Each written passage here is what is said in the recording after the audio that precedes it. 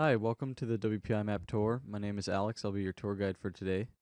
Straight ahead, you'll see Higgins Labs, which houses the Fire Protection Lab, and it's W.P.I.'s Mechanical Engineering building.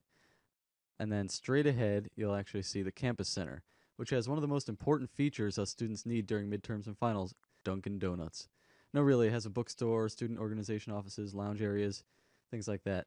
So coming up around the fountain, which interestingly enough has a wind speed detector that modifies the height of the fountain so that the splash zone is the same regardless of the wind speed.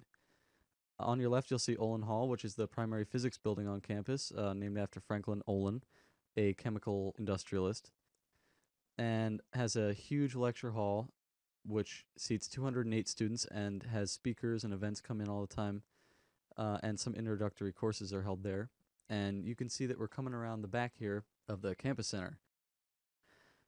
And you'll see through the windows here, the bottom floor, we have our food court, mail facilities, and game room with pool tables and some arcade games. It's cool that students get to keep the same mailbox throughout their whole time at WPI, so you don't have to worry about anything like that. And as we come back, you'll see Goddard Hall, which was named after Robert Goddard, the father of modern rocketry. And this building is the home of chemistry and biochemistry and the chemical engineering major. And it has brand new labs as of 2006. And then you'll see here is AK, which is Atwater, Kent. It's the oldest building in America that was built for and is still used for electrical engineering. And it has ECE and some social sciences offices. And then you'll see on the left is Fuller Laboratories. It's our primary CS and IMGD building, which is the game development major.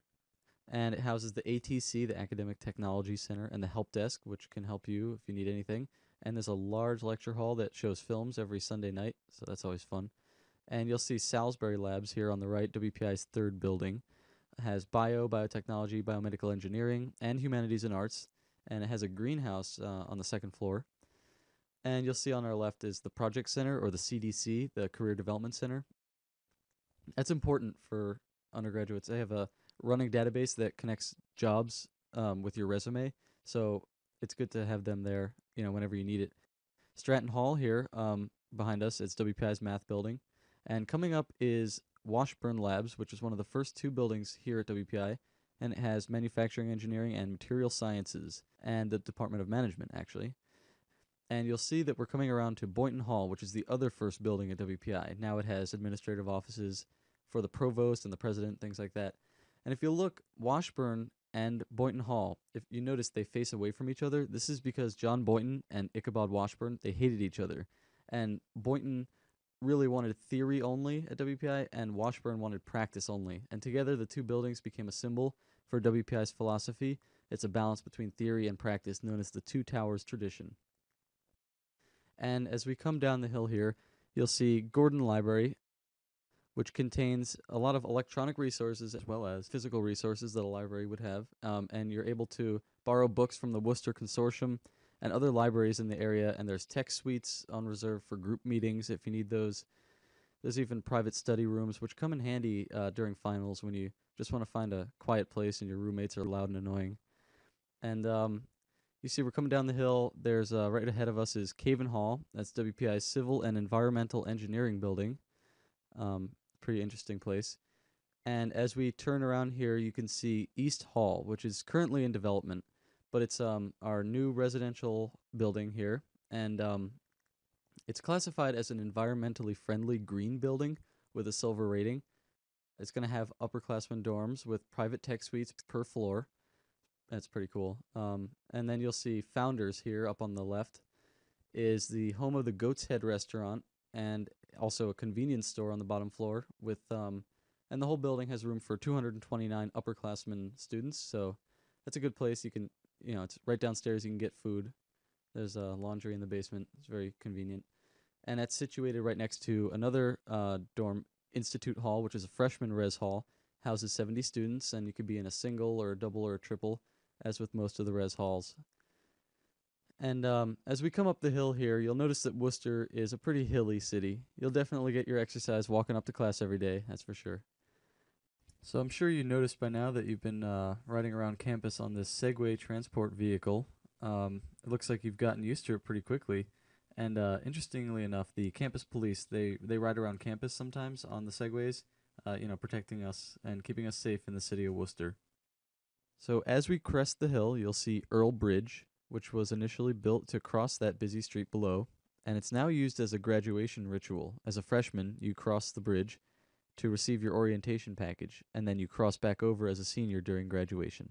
And by crossing this bridge, it symbolizes your journey through W.P.I. and your future after graduation.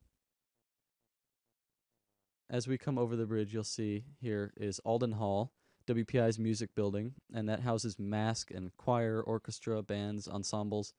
And you can see that big tower that plays bells on the hour. But actually, those bells are not real bells anymore. They're a computer-controlled speaker system. And so we're coming up here on a group of freshman dorms. First is Sanford Riley on your left, and that's the home of the Little Theater, and it was the first residence hall here at WPI. And the top floor is quiet hours 24/7, in case you are into that kind of thing. You can just have it be quiet all the time.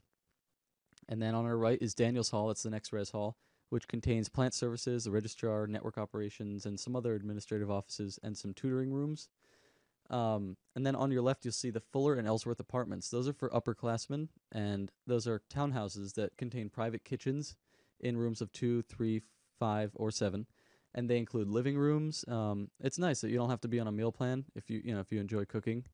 You can just make your own food there. And then you'll see here on the left is Stoddard, and that's another freshman dorm. And the health center is located behind Stoddard. There's 3 buildings in the Stoddard complex. That's A, B, and C buildings.